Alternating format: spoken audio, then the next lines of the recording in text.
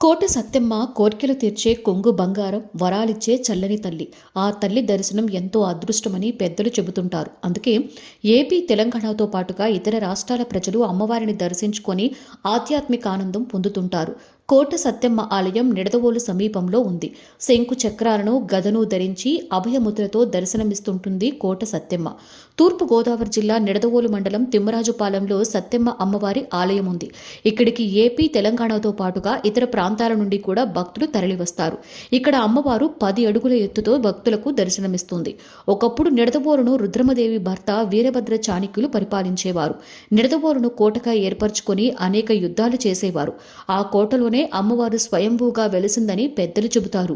కాలక్రమేణా కోట శిథిలమై అమ్మవారి విగ్రహం మాయమైందట. ఆ తర్వాత తిమ్మరాజు పాలనికి చెందినటువంటి ఒక భక్తుడి పొలంలో బయటపడింది. ఆ విగ్రహాన్ని ఆ పొలంలోనే ఉంచి పూజలు చేసేవారు. కొన్నాళ్లకు ఆ భక్తుడికి అమ్మవారు కలలో కనిపించి ఆలయం నిర్మించమని ఆదేశించగా తన పొలంలోని కొంత భాగాన్ని ఆలయ నిర్మాణానికి కేటాయించి విగ్రహాన్ని అక్కడే ప్రతిష్ఠించాడట. విశాలమైన ప్రాంగణంలో పచ్చని కొబ్బరి చెట్ల మధ్య ఈ ఆలయం ఉంటుంది. అమ్మవారిపైన భక్తితో స్థానికులు కోట సత్తెమ్మ, కోట సత్యనారాయణ, సత్యం వంటి పేర్లు ఎక్కువగా పెట్టుకుంటారు. ఆలయానికి చుట్టుపక్కల ఉండేటువంటి ముస్లింస్ అమ్మవారిని తమ ఇంటి ఆడపడుచుగా భావిస్తారు. చీర సారెను సమర్పించుకుంటారు. అమ్మవారికి రోజువారీ చేసే పూజలు కాకుండా శరన్నవరాత్రి ఉత్సవాలు, మార్గశిర మాసంలో ప్రత్యేకంగా తిరునాళ్లు నిర్వహిస్తారు. ఇక్కడ అమ్మవారిని దర్శించుకోగానే భక్తులు వెంటనే వచ్చేయరు.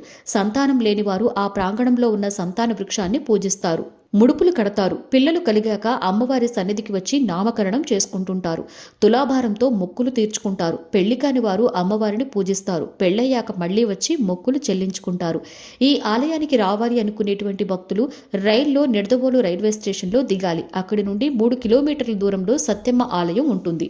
రోడ్డు మార్గంలో వచ్చేవారు రాజమండ్రి, తాడేపల్లిగూడెం మీదుగా చేరుకోవచ్చు. ప్రభాత సూర్యుడు జాతీయ తెలుగు దినపత్రిక. ప్రతి అక్షరం నిజం వైపు. నిజం దాగదు, వార్త ఆగదు.